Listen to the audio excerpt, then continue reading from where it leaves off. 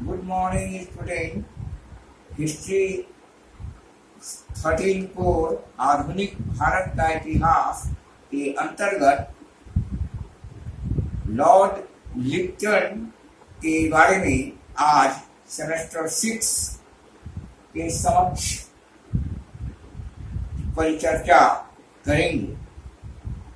Lord Lipton के पहले 1858 से लॉर्ड कैनिंग भारत का गवर्नर जनरल होकर आया और 1875 ईस्वी तक उसने भारत में शासन किया और शासन करने के बाद लॉर्ड लिप्टन 1876 ईस्वी में जैसे ही वह गवर्नर के रूप में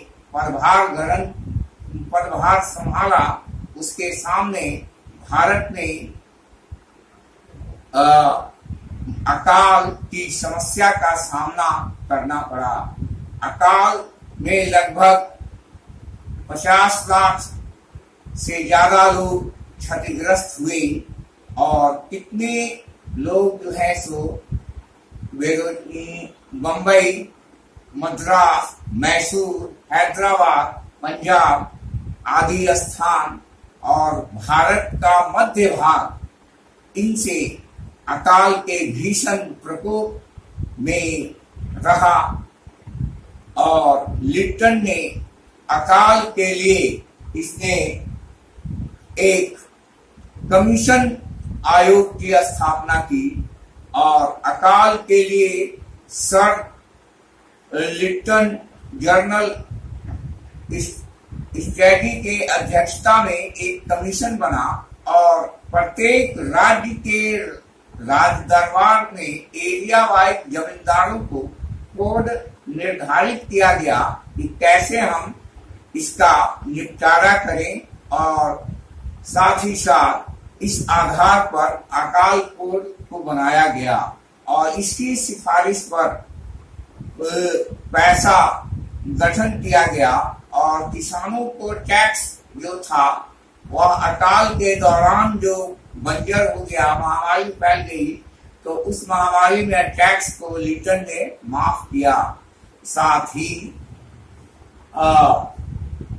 अकाल के बाद किसानों में जो टैक्स जो था वह रेट घटा दिया गया। इसके महत्वपूर्ण बात यह है कि नेक्स्ट आता है आधुनिक भारत के इतिहास में लॉर्ड लिप्टन एक ऐसा गवर्नर जनरल होके भारत में आया जिसके समय में वर्नाकुलर प्रेस एक्ट अधिनियम जो पारित हुआ, वह पारित होते हुए भी उसमें अनेक प्रकार से प्रतिबंध लगा दिया गया था।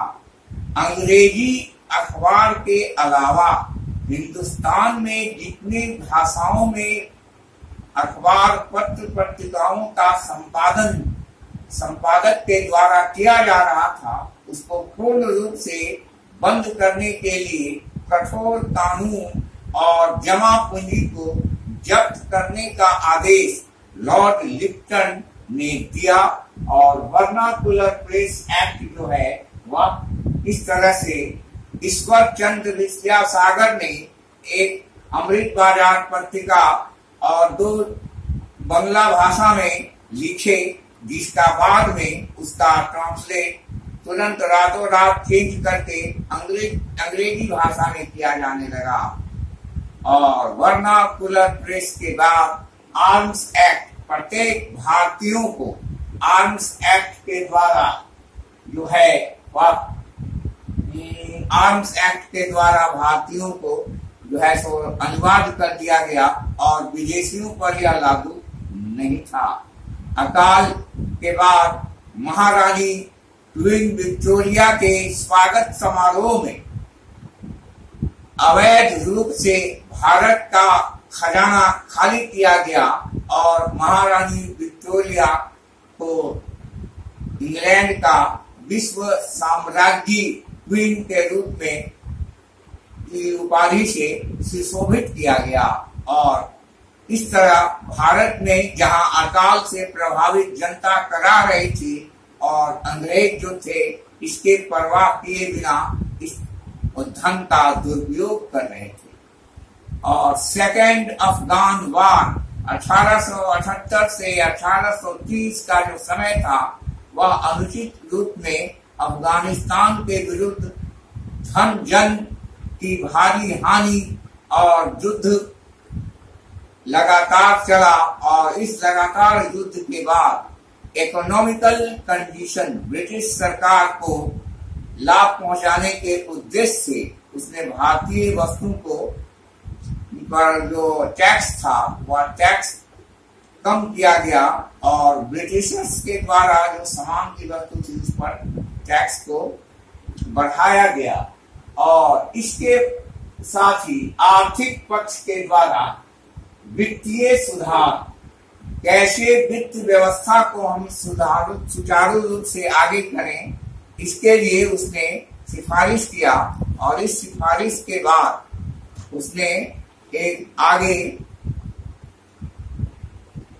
आगे का रूप धारण किया। और इसके बाद उसने लिंटन ने 14 पॉइंट दिए कि कैसे प्रत्येक राज्य में कोड के द्वारा धन का आगमन हो और उस आगमन के बाद जो है सो ये हो।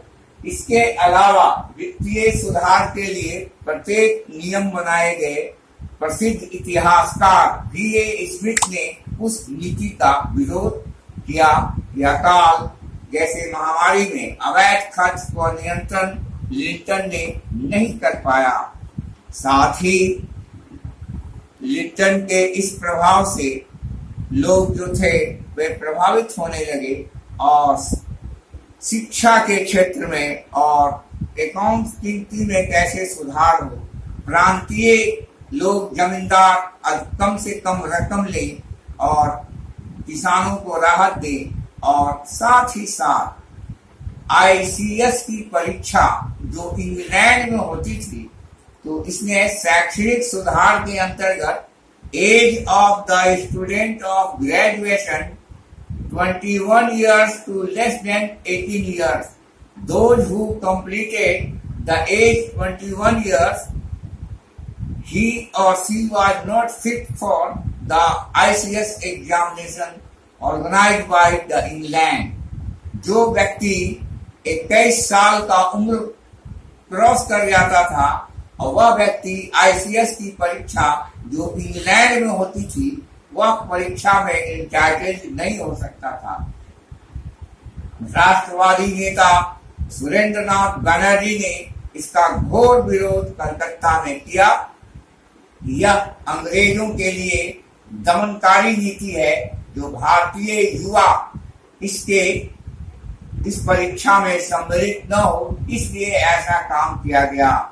साथ ही वैधानिक नागरिक सेवा 1879 ईस्वी में नागरिक सेवा के लिए यह नियम लाया गया और संपूर्ण भारत में इस नियम के तहत में इस तरह से एक क्रांति, एक एहसास लाया गया। और लॉर्ड लिंटन के शासनकाल में इन सब घटनाओं ने दिल्ली साम्राज्य के अलावा विभिन्न साम्राज्य में स्थित अंग्रेजी हुकूमत में यह एक निर्णायक मोड़ था। और धीरे धीरे इसका काम में फेल्योर होता गया और जनता जनार्दन जो थी इससे जो थे वह अपना सर्वांगीण विकास चाहने लगी और धीरे धीरे अफगान के साथ युद्ध हुआ। और इस तरह से आज लॉर्ड लिंटन के शासनकाल की प्रमुख घटनाओं का जिक्र हमने 13 में सेमेस्टर 6 के स्टूडेंट के समक्ष किया। और आने वाले अगले दिन में आगे इस पर चर्चा को और आगे बढ़ाएं। धन्यवाद।